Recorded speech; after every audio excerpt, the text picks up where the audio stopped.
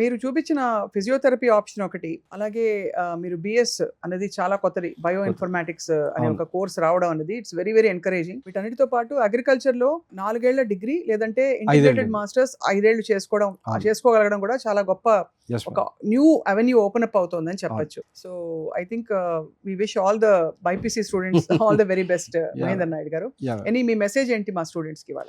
Ma'am, ఒకటి ఏంటంటే మారుతున్న టైం ప్రకారం ఆలోచనలు మార్చుకోవాలి. అంటే ఒకటి పట్టుకొని ఒకవేళ అది కాకపోతే ఆల్టర్నేట్ ఏంటి, వాట్ నెక్స్ట్ అనేది చూసుకోవాలి. 1 year లాంగ్ టర్మ్ కూడా మీరు ఎంకరేజ్ చేయరైతే మ్యామ్, నాట్ వర్త్ ఇట్ అంటారా? దీంట్లో యాక్చువల్గా I just want to give suggestion to students. చెప్పండి.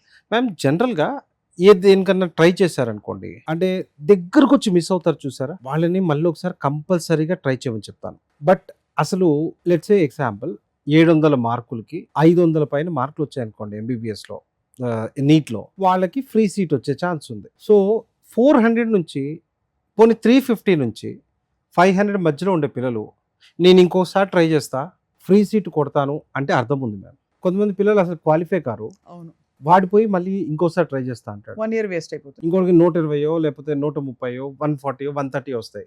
సో నేను ఏంటంటే ప్రాక్టికాలిటీ ఉండాలి అని చెప్తున్నా.